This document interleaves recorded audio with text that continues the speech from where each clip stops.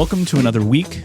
It's Wednesday, which means a new episode of the Backroads Bill podcast. I'm Ben Sargent, and this is episode 22. Already 22 episodes in the bag, 22 stories from Bill and myself. Thank you to everybody who's joined us so far on this journey. It's been a lot of fun to do. It's been a lot of fun to help co-host with Bill. So thank you for all the people who have been listening and watching over the course of the last 22 weeks since mid-September of last year. This episode, we are going to be talking about potholes.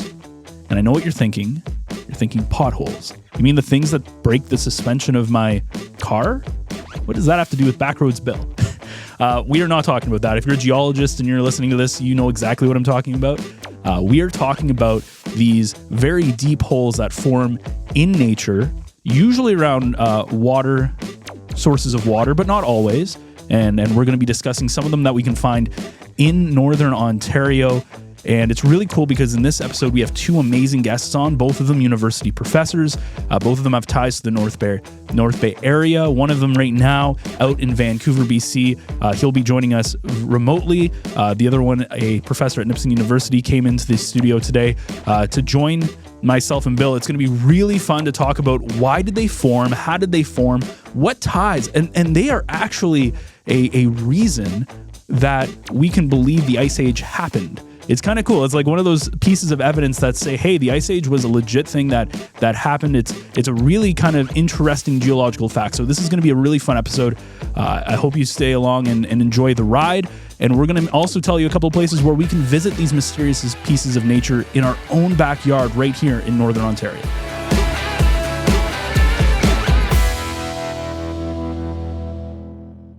Well, Bill and myself are very lucky to be joined by two wonderful guests. We have Jeff Scott in the studio with us. How are you doing today, Jeff? Oh, excellent. Thanks very much for the invitation. For sure. You're a professor at Nipissing University, so thanks for coming down. It's nice to get people in the studio every once in a while. I think, did you walk down here? Bill said you just live around the corner.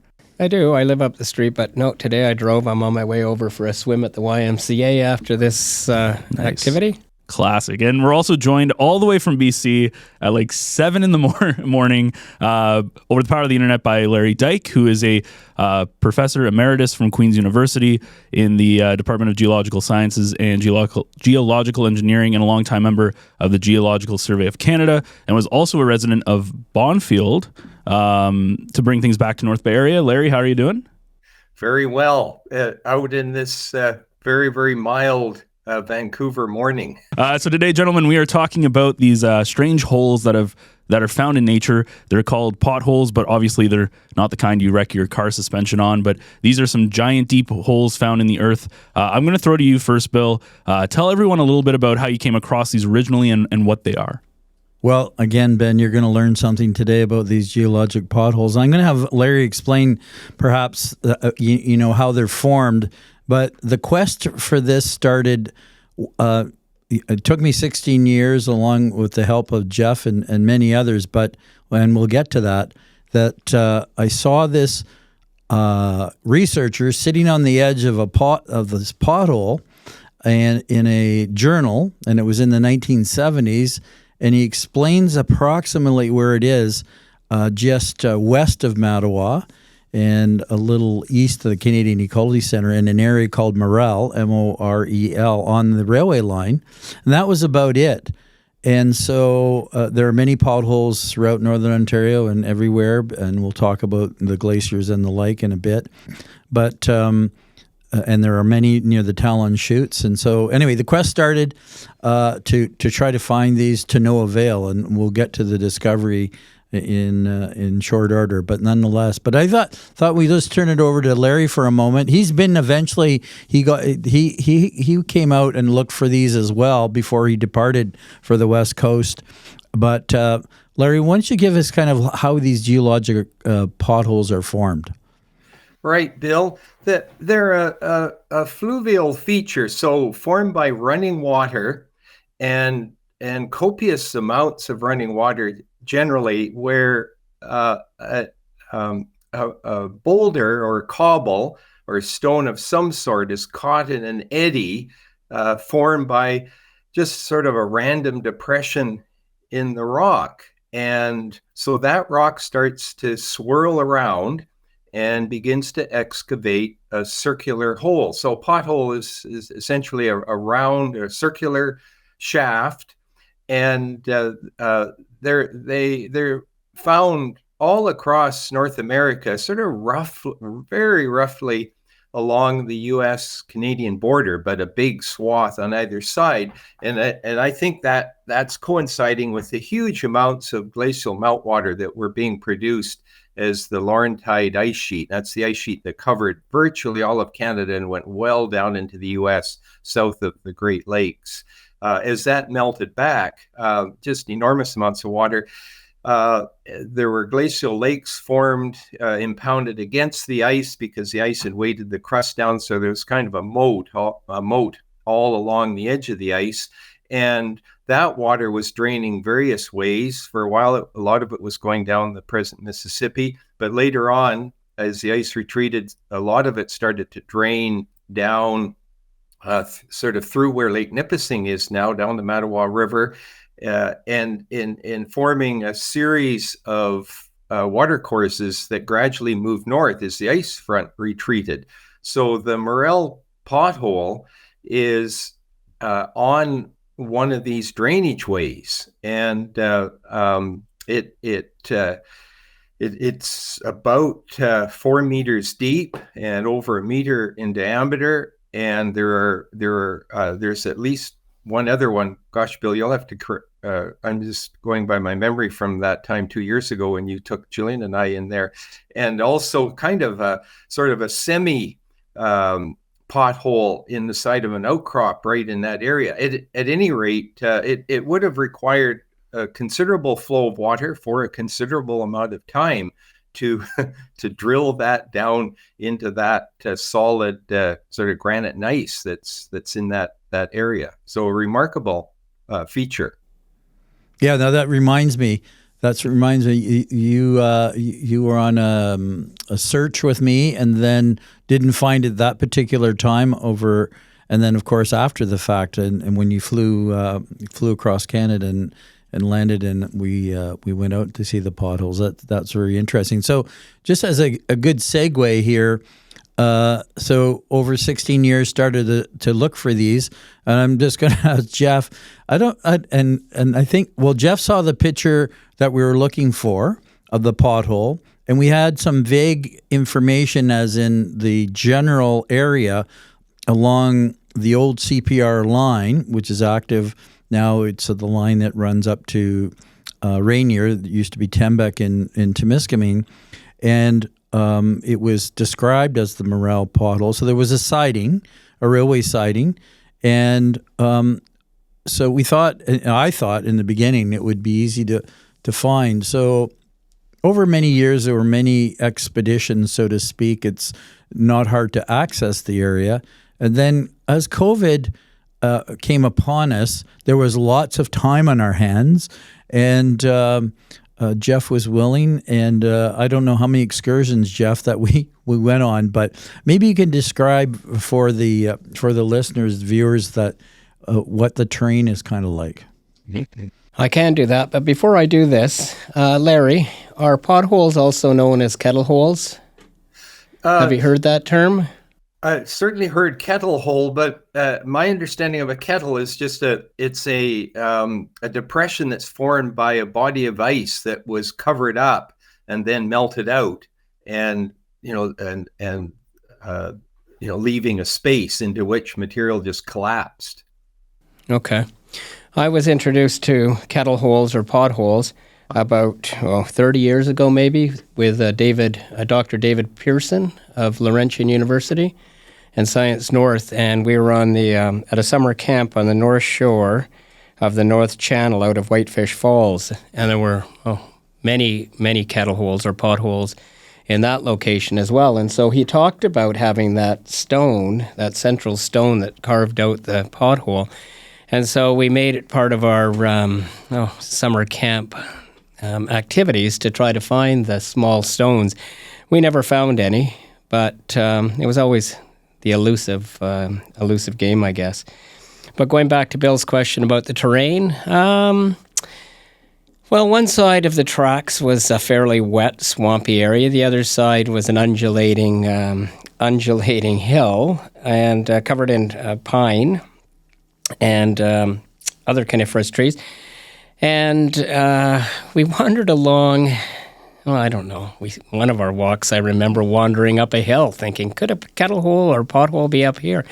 And I'm going to stay with pothole and stay up here. And we had taken submarine sandwiches along, and we found a lovely spot to sit with the dog and overlook the landscape and dwelled on our search and figured there's no way that there's going to be this kettle hole or pothole up here. And we went down and wandered along the swampy bits and went home with wet feet. Yeah, and that happened many times on both sides of the tracks. And I remember Jeff reminded me this morning, he came in with his neoprene boots on. I had a brand new pair of neoprene boots one day and ripped them. I mean, you're dealing with a lot of young growth along there. But anyway, that was just one of the pitfalls of many times looking for that. And again, Larry, you and Jillian were a part of that one time and had some theories about where it should be and explored this kind of sluiceway, former sluiceway, so to speak, on both sides. What happened? I went back to the literature, and these potholes had been written up many, many times in research journals. Then I concluded that none of the researchers had actually been there. They were just citing the potholes. So I went back, and it was good fortune. There was a PDF, and again through an archives, and I was able to retrieve that. And I found for the first time where the original person sitting, or took the picture of someone sitting in the pothole, that he explained the railway line, explained the correct side of the railway line, and also he talked about the switching track and the switching track. So there was the main line, the siding, and the switching track, where way back when the railway engines would have shunted back and forth and changed from one end to the other. And then he explained the switch, I guess it would be the eastern switch. And so that was the first time we had a clue about exactly where it should be. So narrowing the search down, and I can tell you from my experience over 16 years that I had walked by these potholes probably at least 2 other times. And Jeff used the word wandering. You're trying to do a grid search, so to speak, and not fall in the pothole, but that usually ended up being wandering, and you'd be on. So you can just imagine it was about it's more than 1 kilometer long, and the search area was probably a couple hundred meters or more on each side. So that over all those years was kind of the search area until we got it narrowed down, and lo and behold, one day found the one pothole and then the other pothole, and Eureka was the time. But it was kind of, people asked me, how did you feel about that? Well, it was kind of, I guess I was pleased, but it was kind of anticlimactic after all that time. And again, we did wander around. So with Jeff, then we found this, and it's deep, as Larry had described. So we at the Canadian Ecology Center, we had the maintenance person make a ladder, and I don't know, Jeff, how far is it from the car to walk there each time? I don't.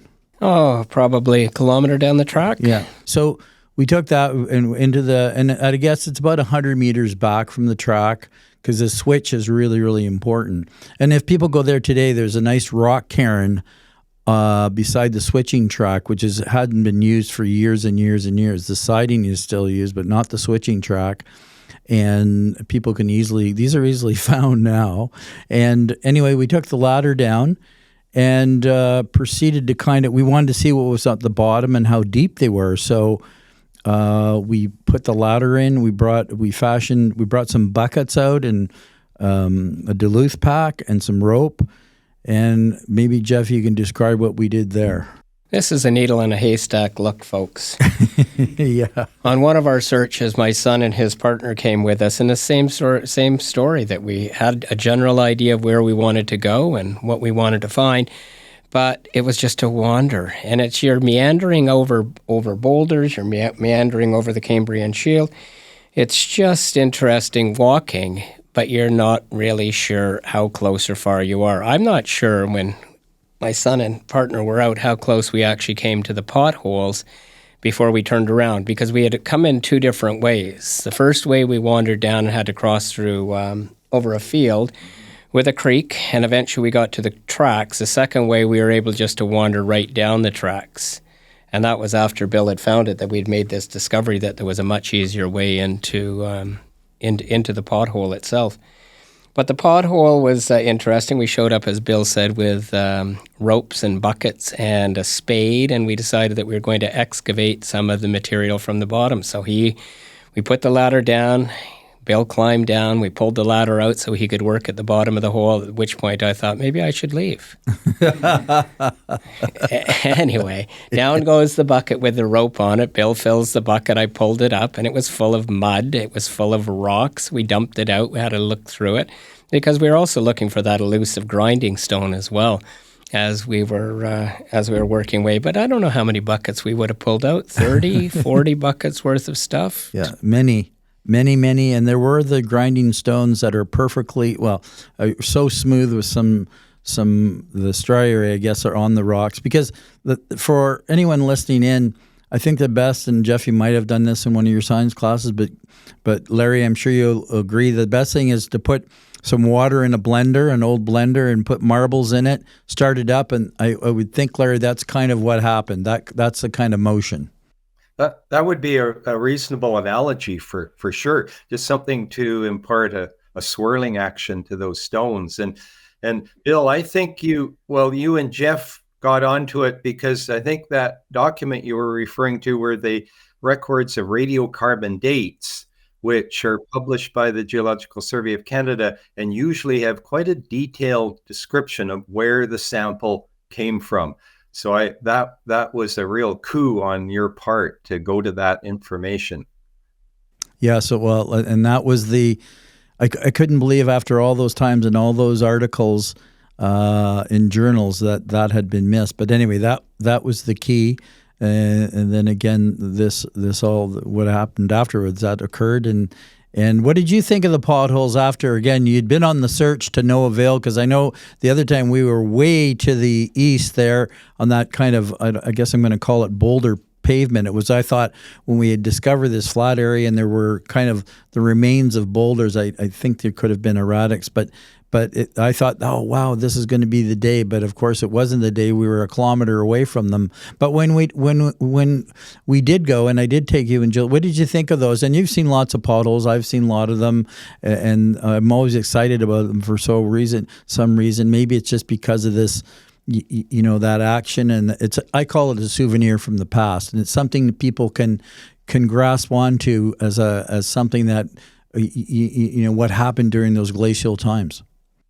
Oh, Bill, it was fascinating to finally get to see it. And I think you and I, on one of the many excursions, came quite close to it, as it turns out. Walked right past it.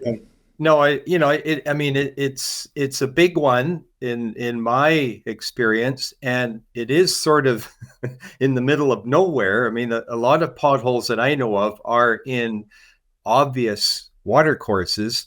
But on the scale of the drainage, and I mean, there was about 100 times the volume of the present volume of the Ottawa River running through that general area. So, estimates go up above 200,000 cubic meters per second, which is a lot of water.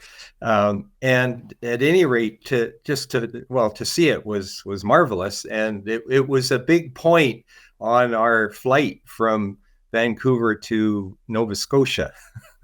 Yeah, that was a destination to be sure. Jeff, what did you think? Again, after, was it kind of fait accompli after that, or what did you think? And of course, we had a lot of fun and good times. And again, it was during COVID, so we were able to get out with Juno and Jeff, and Jeff often, again, the one time with son and partner, and so it was worthwhile.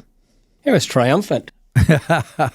To see the whole. On the other hand, it was a bit of a letdown too, because the mystery has been solved, and now what are we on to next? And I have done many things with Bill, whether it was looking for the largest pine trees in our area, or a coniferous tree in our area, or searching out graveyards and so on. We've done many things together, but it was okay. Well, now that we've done this, what are we on to next? What's the next project? What's the next adventure?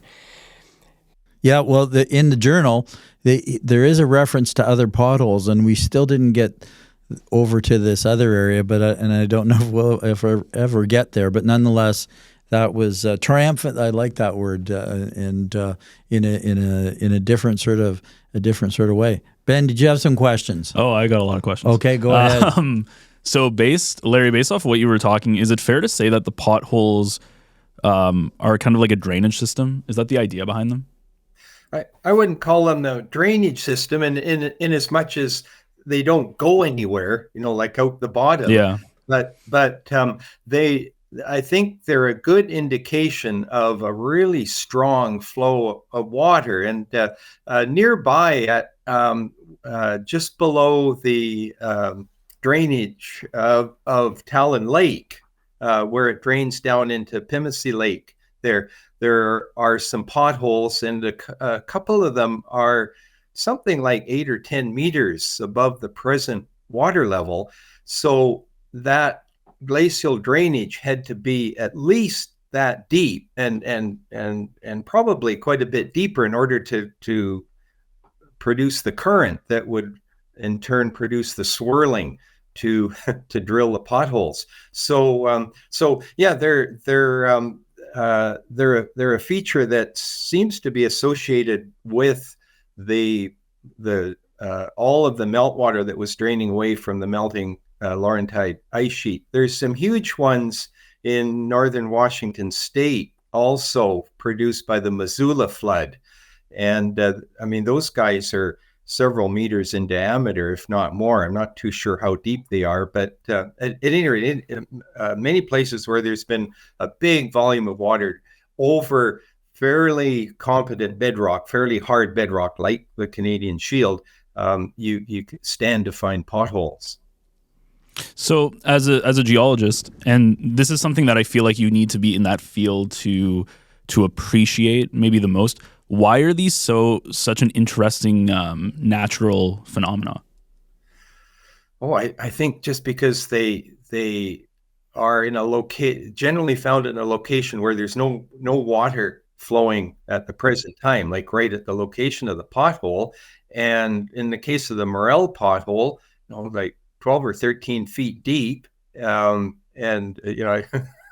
remember just sitting on the edge of it with Bill, and when Bill took us in there and looking down the darn thing, and just its size makes it so interesting. And to think that in order to drill that, I was thinking about how long would that take, and it would have to take several decades, I would think, of that swirling action produced by those rounded boulders that Bill and Jeff were fishing out of the hole there.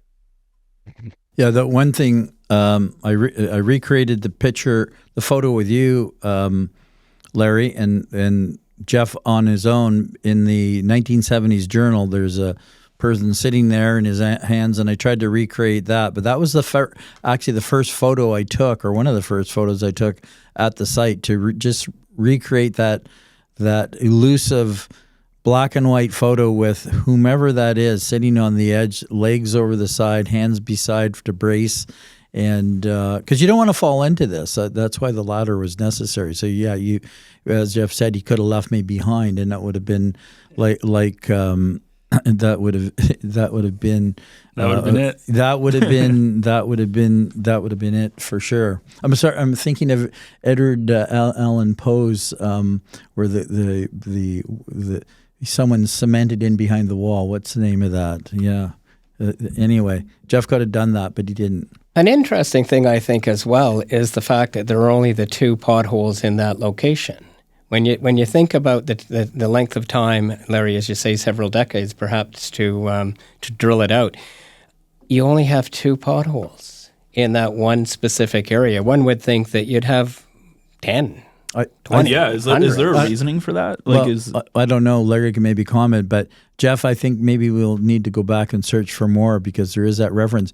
But Larry, from all the potholes at the Talon chutes, and since that time wandering, there was another one in the backshore, magnificent as well, and I found others. And you see, then I found smaller ones that are just the beginnings of potholes. But there's a real preponderance on both sides of the Mattawa River at the Talon chute, so there's a real preponderance. Why?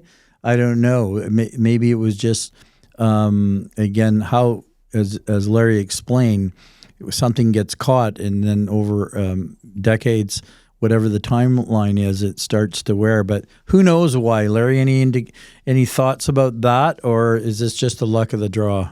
Oh, yeah, it's a combination of just the shape of the rock, and are there any pre-existing locations where a fragment, where a cobble or boulder or whatever could get caught in an eddy. So, and Ben, just back to your question about the significance of these things. I mean, we talk about deglaciation and all this water draining away. Well, where's the evidence?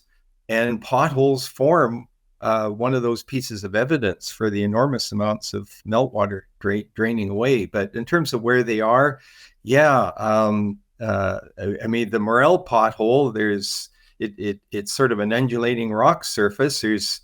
It's of course, we don't know what was there originally because the top of the pothole is replaced the form of the rock. But there must have been some kind of a depression that caught stones that probably were being swept across the rock in abundance by that current of water, and some just got caught. And there would have to be an eddy there too for that piece to get caught in.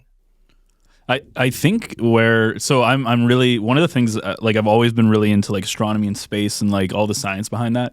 I actually originally to do that. I kind of wanted to get into that when I was younger, until you realized it's like, it's a lot of science. It's a lot of work. One of the things though, is it's always like, you don't know what happened, but you kind of have to make educated guesses on it.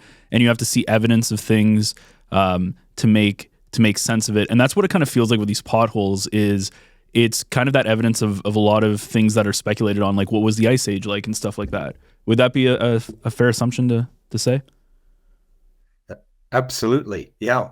Oh yeah. Potholes, in terms of, I mean, the way Canada looks today is basically a product of the deglacial period. And as the ice advanced, of course, it brought in lots of sediment, but as it retreated, that sediment was completely reworked by all of this meltwater. I mean, you see the huge meltwater channels in the prairies, and then all of the moraines in the outwash, like around Petawawa, the sand flats there. That was a delta into a big inlet of the sea, the Champlain Sea, and so forth. And all of these features have been mapped, or many have been mapped and dated with the radiocarbon technique in order to give you the sequence of various events. Like I mean, we know most about the deglaciation because as the ice advanced, it tended to override things and remove evidence. As it retreated, it left outwash, big sort of outwash deltas, eskers, moraines, and so forth. So we know a lot more about sort of the deglacial history. There's a wonderful map that the Geological Survey publishes, and it shows in sort of 100-year increments the retreat of the ice age to the present, sort of to the remnant ice caps, say on Baffin Island and so forth. And that's all based on geologists going out and finding material that they can date. and actually put a calendar date on all of these various features. Do you think that there would be hundreds or thousands or more grinders to create a pothole? And as the grinder wears down, it's replaced by others. And would the grinder be harder rock than what you're grinding into?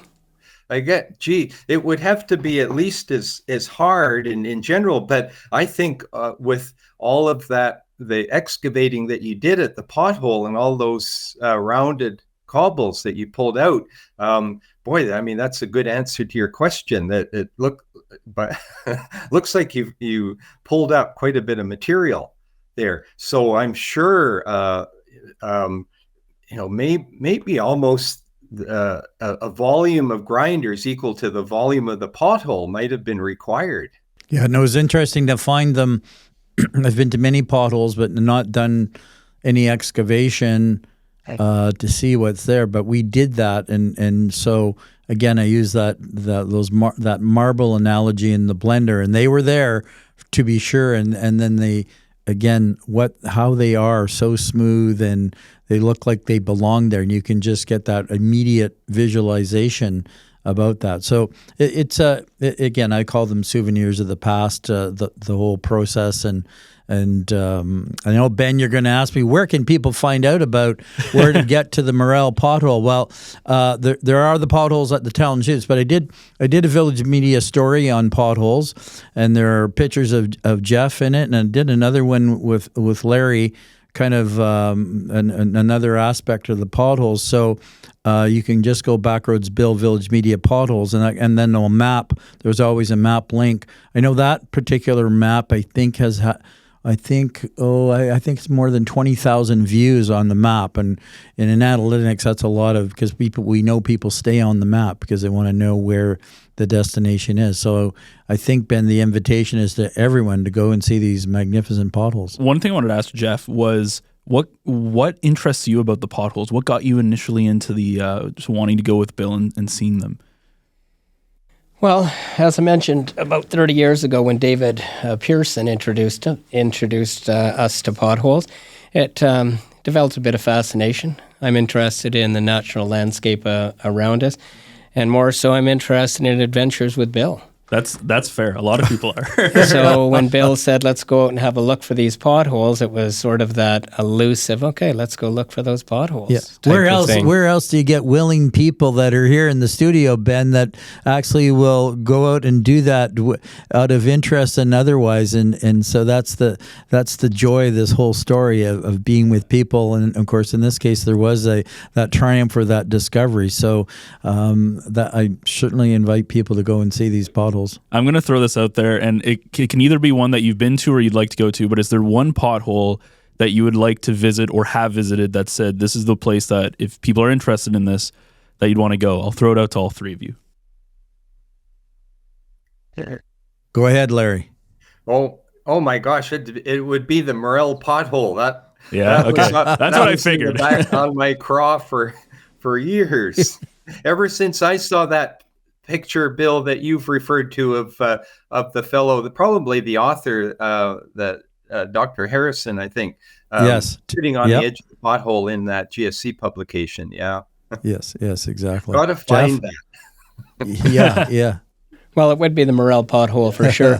Not mentioned was that we went to the Geological Reference Department in Ottawa, and they were able to send us a little bit more information. And then we contacted the author as well of the study, Waterloo. University of Waterloo. Yeah, Jeff did some good sleuthing, and that was another indication, Jeff, that they had not been there. So yeah, the Morel pothole, and the beauty of the Morel pothole is Bill has left a plastic container, a Tupperware type of container with a log in it, and so if you do visit, you're able to record when and where you were there. But it's interesting to go back and look and see who has been there. Yeah. How big is it? Has anybody measured it yet? Yeah, we measured it, and Larry described it approximately. You used imperial measure and meters there, but it's about less than 2 meters across, and I think you said 12 feet, more than 12 feet deep, 12 feet. and very. It's ideal location as far as just like. But again, we don't know just why that particular spot. So if you ask me about my favorite pothole, that I guess because of the 16-year search, but there's another one over on by Bing Inlet, and it's interesting, and it's in one of those pothole stories where you and it's water accessed, but it's like a silo where you can go to the top of it many meters. And it's and then at the bottom for some reason there's an outlet, so you can see the whole thing. And I took some really neat picture. I crawled up inside, then looked up, and someone was at the top. And so, but it's like almost like looking at a tornado kind of thing because of the spiral nature of it. But that one and the Morel pothole and the ones at the Talon Chutes and the next ones that we're going to find. I want to thank both of you, Jeff and Larry, for joining. Thanks so much for coming on, taking some time out of your day. Thank you. Pleasure to be on with you folks. Well, a huge thank you to both Jeff and Larry for taking time out of their very busy schedules to talk to Bill and myself. And I always find it fascinating to hear people like Larry who are very passionate about the field that they do, and they're passionately talking about these academic marvels that happen in nature. And it's really fun to listen to that. And of course, Jeff, who's just a curious person who loves going out with Bill and how, they were able to get samples out of these potholes and in a way kind of confirm some of the hypotheses that Larry had as well. So that's always kind of neat to see these things that they're there. We kind of know how they formed, but we don't know exactly, and we're kind of unraveling that mystery, which is really cool. And if you liked what you heard today, you can find out more of the Backroads Bill podcast. We come out new episodes every single Wednesday, and you can find those on all of your favorite podcast players, and of course on NorthBayEcho.ca, where this podcast is part of the North Bay Echo Podcast Network, and you can find all sorts of exciting podcasts on NorthBayEcho.ca, including our flagship show, To North Bay with Love. And we actually had Bill on that show last Thursday, so you can listen to that episode where Bill talks about The Shining, not the movie with Jack Nicholson.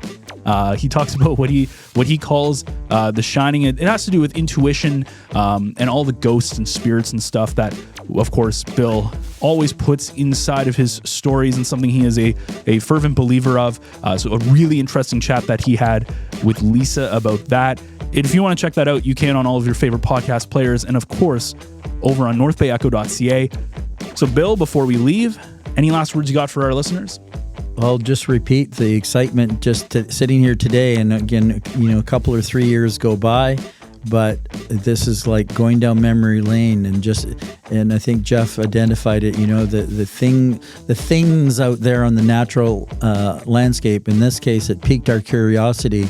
And because the other thing, I could have given up on this many, many times over the years, but there was something about that just needed to be discovered, and so it's kind of a good story, sequential story.